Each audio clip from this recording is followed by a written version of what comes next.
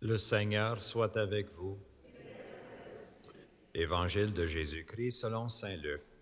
Gloire à toi, Seigneur. En ce temps-là, Jésus disait à ses disciples, « Restez en tenue de service, votre ceinture autour des reins et vos lampes allumées. Soyez comme des gens qui attendent leur maître à son retour des noces, pour lui ouvrir dès qu'il arrivera et frappera à la porte. Heureux ces serviteurs-là que le maître, à son arrivée, trouvera en train de veiller. Amen, je vous le dis. C'est lui qui, la ceinture autour des reins, les fera prendre place à table et passera pour les servir. S'il revient vers minuit ou vers 3 heures du matin et qu'il les trouve ainsi, heureux sont-ils. Vous le savez bien, si le maître de maison avait su à quelle heure le voleur viendrait, il n'aurait pas laissé percer le mur de sa maison. Vous aussi, tenez-vous prêts. C'est à l'heure où vous n'y penserez pas que le Fils de l'homme viendra. Acclamons la parole de Dieu.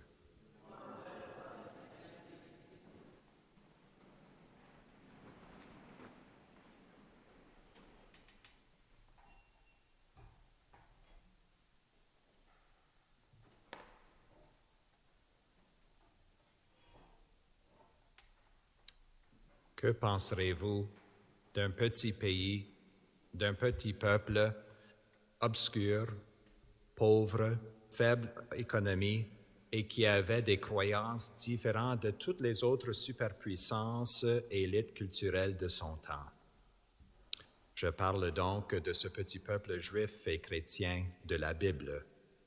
C'est intéressant qu'il y avait des croyances que ce petit peuple, obscur dans le Moyen-Orient, faible, pauvre, qui avait des croyances complètement différentes que toutes les autres régions du monde connues à l'être humain à l'époque.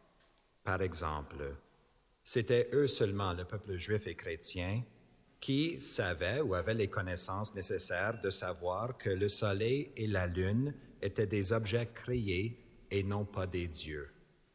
Les Romains, les Égyptiens, les Babyloniens, les Hindous, les Aztèques, tous les grands peuples et civilisations à l'époque croyaient que la lune et le soleil étaient des dieux et les louaient. Ils avaient même des noms attachés à ces dieux-là, ces objets lumineux dans le ciel. C'était seulement ce petit peuple juif et chrétien qui avait les connaissances nécessaires de croire que l'univers avait un début, était créé de rien, et aussi aura un fin. Cette vérité-là n'était pas vraiment déterminée avant 1960, avec la théorie du Big Bang, un début, une éclosion de lumière au début de toute création.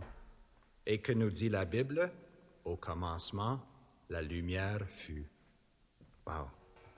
C'était seulement ce petit peuple juif et chrétien qui savait et avait les connaissances nécessaires pour reconnaître que chaque être humain était créé égal avec une dignité spéciale, créé dans l'image et la ressemblance de Dieu, que les rois, les empereurs n'étaient pas des dieux, les personnes en charge des leaders du monde et des superpuissances n'étaient pas des superhumains, mais étaient des êtres humains comme moi et toi, avec des responsabilités importantes, bien sûr, mais étaient égales à nous tous.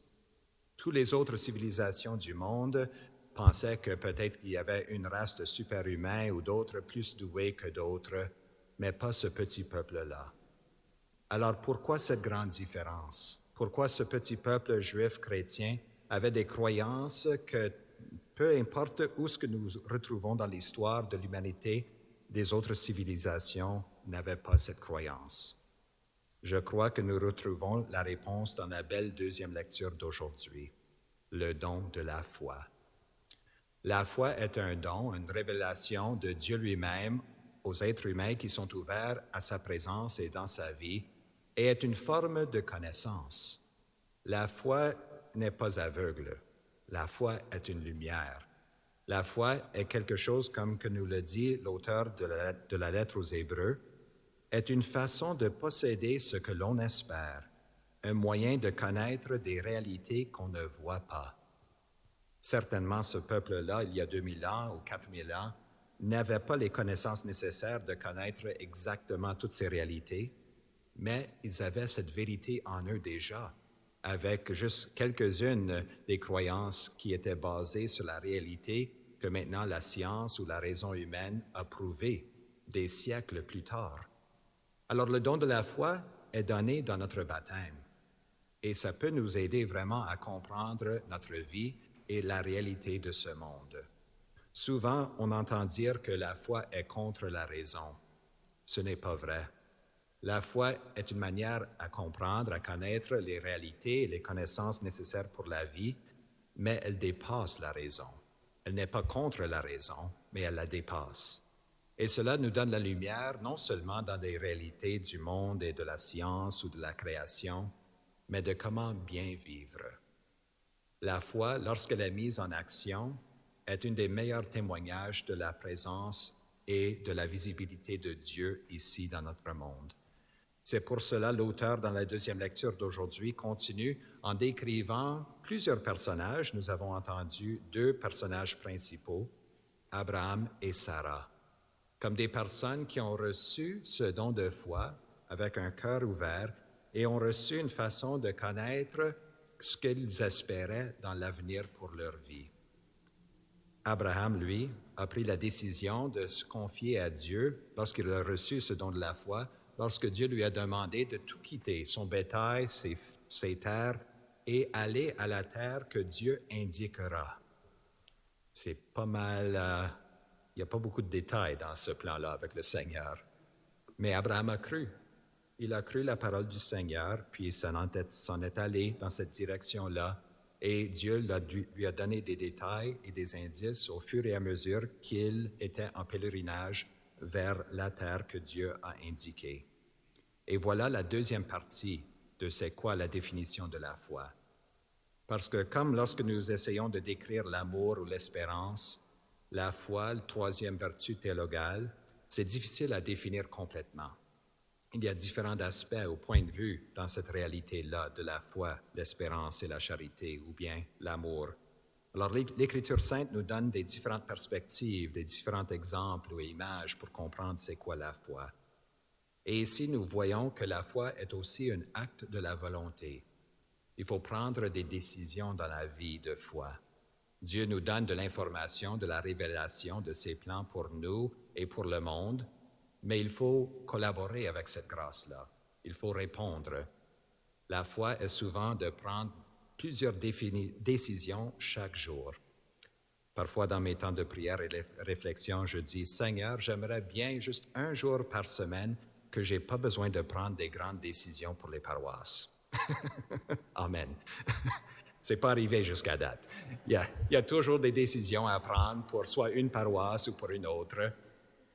Mais quand je prie cette prière-là, je ris un petit peu et souris parce que je sais qu'on ne peut pas passer des journées sans prendre des décisions.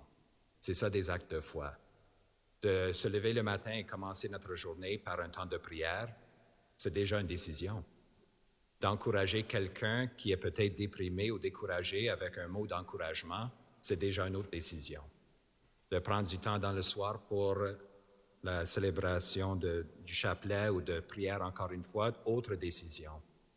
La foi est la réponse de la révélation de la présence de Dieu avec plusieurs décisions quotidiennes qui sont notre réponse en amour à la grâce de Dieu.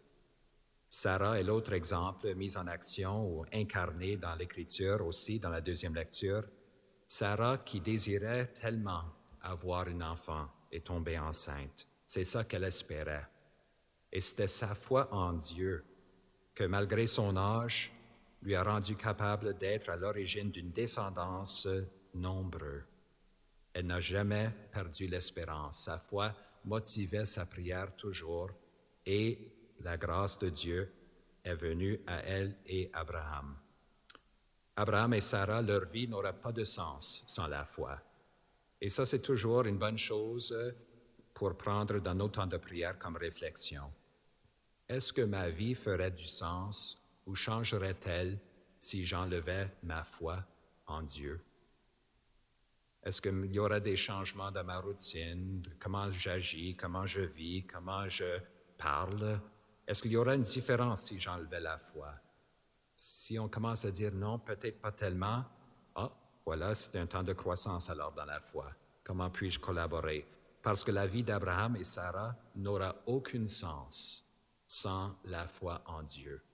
Tout le monde dirait, Abraham, qu'est-ce que tu fais là? Tu quittes toute ta terre, là, ton bétail, ta culture, ton pays, et tu vas où? Oh, je ne sais pas, où Dieu m'indiquera. Et ça ne fait pas d'allure sans Dieu, et notre vie non plus. Alors prions pour cette grâce de vraiment être enracinés dans la foi, de prendre les petites décisions de chaque jour pour répondre à cette grande grâce et toutes les vérités que Dieu nous a données par révélation dans la foi.